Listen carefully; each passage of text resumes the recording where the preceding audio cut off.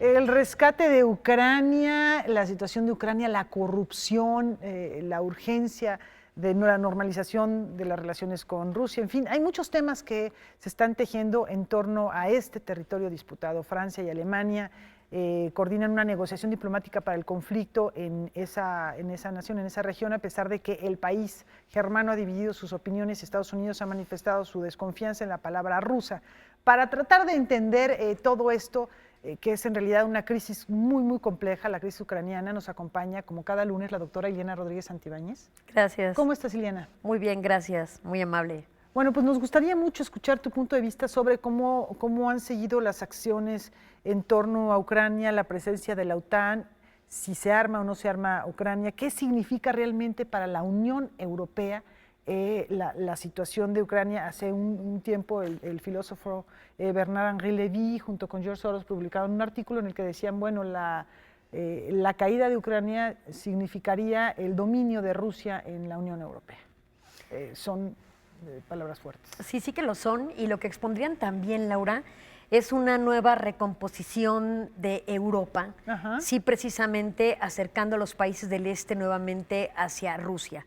Un poco poniendo en antecedente a los televidentes, recordemos que Ucrania desde el 2013 está en convulsión cuando en la plaza del Maidán se protestó para que se firmara un acercamiento con la zona euros o la eurozona, con la Unión Europea. Y en ese sentido había un presidente entonces en Ucrania, que era Víctor Yanukovych, que quería más un acercamiento con respecto de Rusia, con lo que son limítrofes. Recordemos que Ucrania hasta 1954 pertenecía al territorio ruso, y en ese sentido Víctor Yanukovych apostaba sus intereses o los de Ucrania a Rusia, mientras que la población deseaba un acercamiento a Europa. Esto llevó a una convulsión que permitió un referéndum en Crimea, que colinda con el Mar Negro, lo que permitió que era una base que se rentaba o se permitía a los rusos, y Crimea en ese referéndum se separa de Rusia y se adiciona, para muchos anexión, pero es una adición a Rusia. Y ahora hay en el este de Ucrania manifestaciones en dos regiones que son Donetsk y Lugansk, donde ha habido fuerzas prorrusas que quieren acercar esa porción del territorio, igual que lo fue Crimea en su momento, al territorio ruso. Pero hay una convulsión en Europa a partir, por ejemplo, de la llegada de Syriza en Grecia, y que respecto de la ampliación de sanciones a Rusia, después de que no han cejado en una aparente intervención en el Estado ucraniano, porque se dice que los prorrusos rebeldes en Ucrania son también fuerzas propias de Rusia, impuestas por Rusia, lo que los rusos desconocen, mientras que los miembros de la OTAN y el propio Poroshenko, presidente de Ucrania, señala que sí son fuerzas rusas las que están ahí presentes. Ha creado una convulsión que pronunció hace 2 semanas el anuncio de nueva ampliación de sanciones impuestas a Rusia. Y Grecia allí dijo, yo no me subo a esa votación a favor de la ampliación. Entonces ya comenzamos a ver incluso al interior de la Unión Europea voces disidentes respecto a las sanciones impuestas a Rusia.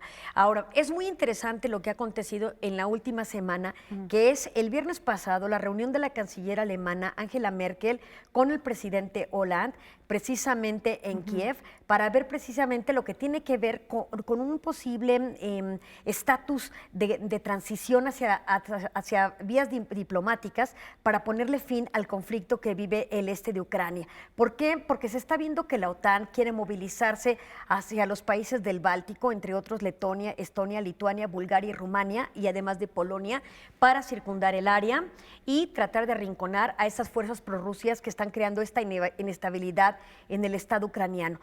Hoy día se han reunido Angela Merkel y el presidente Barack Obama para ver cómo pueden poner fin al conflicto, mientras que los europeos quieren una salida diplomática, igual que también decía el mandatario estadounidense.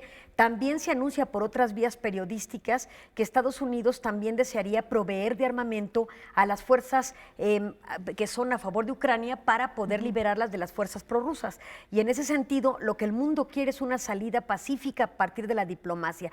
Por eso también se le anunció y se reunió Poroshenko con Putin, Merkel y Hollande para ver si puede haber una salida diplomática al conflicto. Alguien espetaba en una reunión de este corte que Federico el Grande, Federico de Prusia, decía que la diplomacia sin armas es como la música sin instrumentos. Ya en el pleno siglo XXI eso es intolerable, porque finalmente la diplomacia es el diálogo a partir de los estados, precisamente para impedir el uso de las armas. El que Polonia, por ejemplo, ya venda algún tipo de armas a Ucrania que son disuasivas, que no necesariamente son ahorita equipo armamentístico de gran calado, pero que implica, por ejemplo, lentes de visión nocturna, chalecos, etcétera. Ya hay una presencia de Polonia importante en Ucrania y ningún país puede impedir a otro que venda ese tipo de armas para que se proteja a Ucrania. Pero sí, el diálogo debe imperar y seguramente esto es lo que están buscando Estados Unidos y, por supuesto, los miembros de la Unión Europea. Pero también, ¿por qué no decirlo? ¿Por qué tanto interés en Ucrania que pareciera que no tiene nada que dar al mundo? Ucrania puede ser el paso, precisamente el paso de los gasoductos de Rusia hacia Europa, que ahora ya no lo serán más, y Turquía ha ofrecido su territorio para que esos gasoductos pasen por ese territorio. Entonces también es un conflicto geopolítico, pero también de impacto económico muy importante, donde también está el concepto del gas, ¿no? Entonces sí va a ser un problema porque tienen una semana antes de que Estados Unidos pueda llegar a anunciar que efectivamente facilitará armas a los rebeldes ucranianos en contra de las fuerzas prorrusas en el Estado, lo cual podría agravar un escenario y elevar más el nivel de violencia que hoy día existe en Ucrania. Hay que estar atentos en ese hemisferio, en ese territorio, porque sí pueden llegar a suceder cosas muy importantes, sobre todo porque estamos viendo como ecos de la Guerra Fría la contraposición de los aliados occidentales versus Rusia, lo que no pensábamos que sucedería, ¿no? Sí, es interesante cuando estamos viendo, cuando hablábamos en algún momento que si la Guerra Fría seguía presente o no. Pareciera que no, pero a la distancia pareciera que nunca fue disuadida esa Guerra Fría, sino cambió de nombre, cambió de estrategias y se estaba ajustando. Vamos, de 1989 para acá las cosas son apenas algunos renglones en los libros de historia, si consideramos los procesos previos. Y esto lo menciono porque hace aproximadamente 6 meses se descubrió un submarino ruso en territorio finlandés-noruego. Se dice que, o lo que acusan en Ucrania es que es milicia rusa sin uniforme del ejército que está participando en Donetsk, que Donetsk está a unos cuantos kilómetros de la frontera con Rusia. Y también los rusos están acusando que más allá de estos lentes de visión nocturna ya están algunos buques estadounidenses en territorio polaco esperando cualquier momento para entrar en acción. O sea, las cosas están verdaderamente tensas y lo que es también interesante es que quienes están pagando a fin de cuentas son los civiles. Bueno, y sí, claro. Y también una vez más, dentro incluso después de la Segunda Guerra Mundial y luego la Guerra Fría, al final también en ese episodio de la historia son intereses económicos los que también permean dentro de lo que es el choque de las ideologías después de la Segunda Guerra Mundial.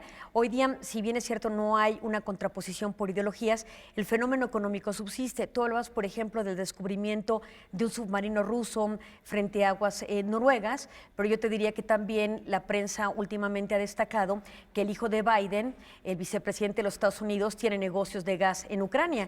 También como Poroshenko, el presidente ucraniano, tiene sus chocolaterías en territorio ruso. Entonces, al final del día, aunque es de carácter geopolítico lo que está ocurriendo, los intereses económicos no pueden ser vistos de manera secundaria, sino de manera preponderante.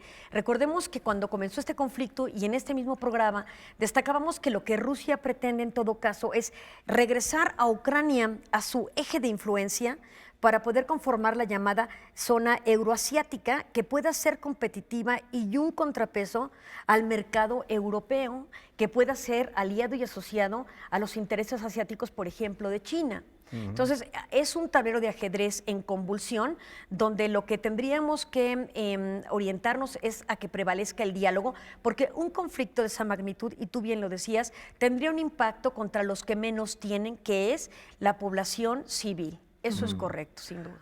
Bueno, y está ahí el asunto del cual también se ha hablado mucho, en esta tratar de construir una democracia, construir un país están muchas viejas inercias como son la burocracia, como son la oligarquía empresarial, como son la corrupción. Y tratar de combatirlas no es sencillo, aunque sí hay un entusiasmo por un sector importante de la población de esta nueva construcción de un país democrático, de un país abierto, libre. Todas estas fuerzas chocan con esta intención. Claro, porque en el modelo de la transición constitucional pasamos de la democratización a la consolidación y de la consolidación a la institucionalización de esta. Y si no hay ese proceso, la democracia jamás llega. Esto que tú decías es muy, muy importante porque la ciudadanía es la que precisamente ha destacado que existe la corrupción. Se establece que en un rating de 175 naciones, el país número 145 en corrupción precisamente es Ucrania. Entonces, la población ni siquiera con, en cambio, la caída de Yanukovych y la llegada de Poroshenko han visto que haya una disminución en la violencia, ni que los préstamos de la Unión Europea estén elevando la calidad de vida de los ucranianos. Entonces, el componente es mortífero porque por una parte tenemos la escalada de violencia, pero por la otra la pauperación de la población. Entonces, sí, sin duda, hay varios componentes en este conflicto que no solo son del interés de la comunidad internacional, sino particularmente del interés de la población nacional que está padeciendo todo este flagelo que estamos viendo con Ucrania. Y además, bueno, en términos históricos, son Lituania, Letonia y Polonia los países que históricamente han sido enemigos de Rusia y Ucrania siempre ha estado en medio de los dos, ¿no? Es correcto. Pues muchísimas gracias, nos vemos la próxima semana. Con todo gusto. Gracias por estar acá y nos vemos Muchas gracias. a la pausa.